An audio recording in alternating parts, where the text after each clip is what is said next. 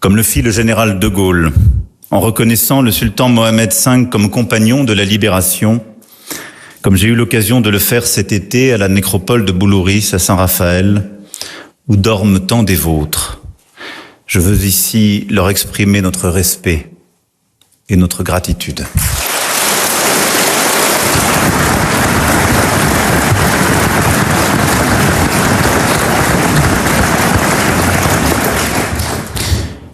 Il y eut le temps du sang versé, le temps des héros et de la guerre. Il y eut ensuite celui des forces vives de la paix. Ces dizaines de milliers et bien plus encore de Marocains qui contribuèrent, après la guerre, à la reconstruction de la France et à son industrialisation.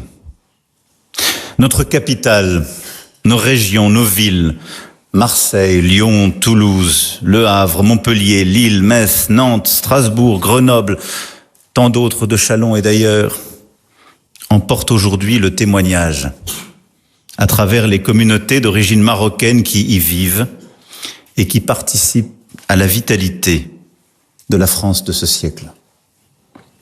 Combien d'élus, d'entrepreneurs, d'artistes, de sportifs, dont l'histoire familiale, les patronymes, les valeurs spirituelles aussi, incarnent ce que le Maroc a apporté à la France pour qu'elle devienne ce qu'elle est aujourd'hui. Ici, au Maroc, la France est demeurée depuis l'indépendance le partenaire fidèle des évolutions de la société. La communauté française, dans sa diversité, y demeure la plus importante en Afrique. Nos 44 établissements scolarisent près de 50 000 élèves, dont une immense majorité de Marocains. Aux quatre coins du royaume, nos instituts français accueillent tous ceux qui, à un titre ou à un autre, y recherchent une perspective. Apprendre notre langue, se préparer à étudier en France, se frotter à des artistes ou participer à des débats. Enfin, la communauté étudiante marocaine est la première dans l'Hexagone. Et je pourrais ici aussi convoquer les près de 5 millions de touristes français qui voyagent chaque année chez vous. Oui, de part et d'autre du temps et des mers, lorsque l'on parle du Maroc et de la France, il faut voir et il faut dire que nous ne sommes pas tout à fait étrangers l'un à l'autre.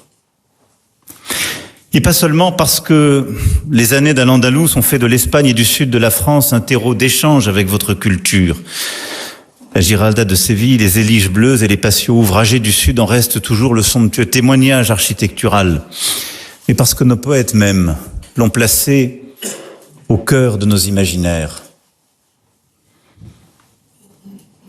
Les vers du fou d'Elsa sont l'écho lancinant d'une passion franco-marocaine qui ne passera pas et qui s'est un temps incarnée dans ce territoire andalou qui n'était ni tout à fait l'Europe, ni tout à fait l'Afrique.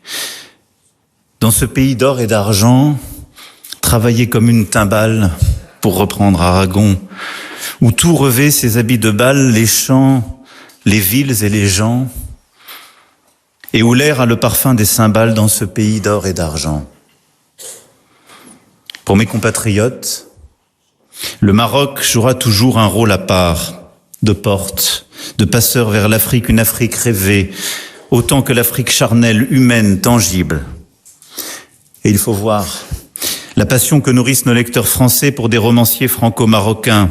Plusieurs nous accompagnent ici, Pierre Assouline, Abigail Assor, mais je pourrais convoquer aussi Tahar Benjeloun, Abdelatif Lahabi, Leila Slimani, lauréats de nos prix Goncourt et favoris du cœur des Français. Comme si votre terre était par excellence un territoire de littérature.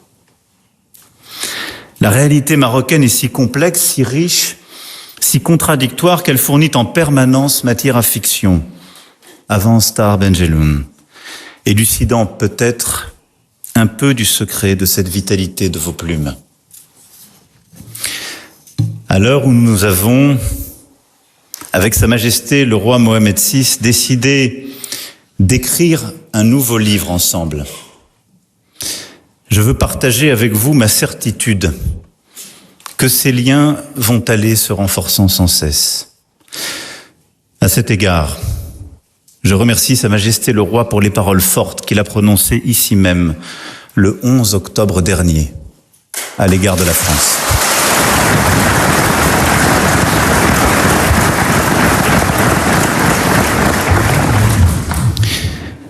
Parmi les plus anciennes monarchies du monde, le royaume du Maroc avance avec confiance.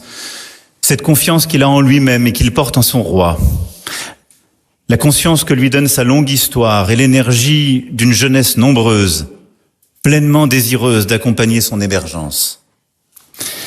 Vous êtes également les représentants d'un peuple qui a érigé, par la volonté de son souverain, la diversité, le dialogue, la tolérance, au cœur de son identité, de ses institutions, de sa constitution.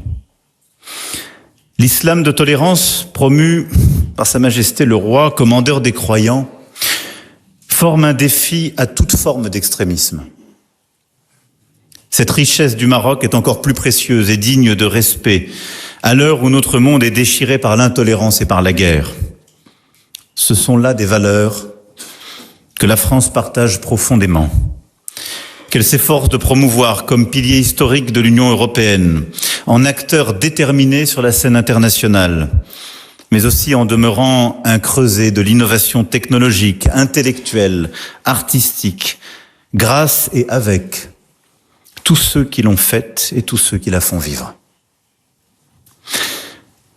25 ans sont passés depuis que Sa Majesté est devenue le souverain du Royaume du Maroc, incarnant la continuité de l'une des plus anciennes dynasties du monde et l'un des visages de la modernité industrielle et technologique.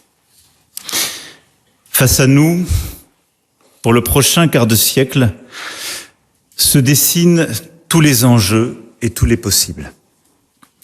En réaffirmant un lien d'amitié unique en son genre en cet anniversaire, je vois l'occasion et la nécessité d'écrire ce livre nouveau pour faire face et relever les défis du siècle.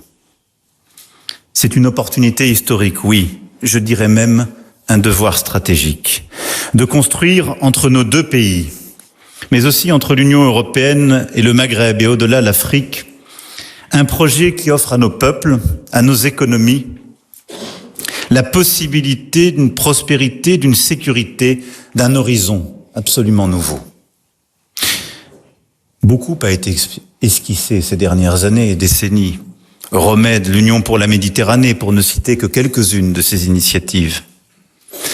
Mais force est de constater que les fruits n'ont pas pleinement suivi la promesse donnée par les premières fleurs. En raison des troubles en Méditerranée orientale, de ce qui s'est passé en Libye, de ses conséquences au Sahel et au Maghreb. C'est pourquoi le temps qui s'ouvre est porteur tout à la fois de responsabilité et d'espoir nouveau. Le Maroc et la France ont aujourd'hui vocation à jeter les fondations d'un partenariat d'exception renforcé entre nos deux pays et proposer aux générations des 25 prochaines années ce nouveau livre lucide sur le passé, mais tourné vers l'avenir. Bien sûr, ce doit être avant tout un espace ordonné, dont chacun des partenaires accepte d'être le garant, avec respect et engagement. Je pense à l'immigration illégale et à la nécessité d'une coopération naturelle et fluide en matière consulaire. Chacun voit bien que cette question est aussi une question de confiance réciproque. Elle constitue pour beaucoup de Français une attente des plus fortes. Nous avons besoin de davantage encore de résultats. Je pense aussi à notre partenariat en matière de sécurité, de lutte contre les trafics de toute nature qui minent nos sociétés et menacent nos États. Lutte contre le terrorisme aussi, qui doit continuer de nous unir inlassablement. Lutte contre la criminalité organisée et en particulier contre le narcotrafic qui gangrène nos territoires.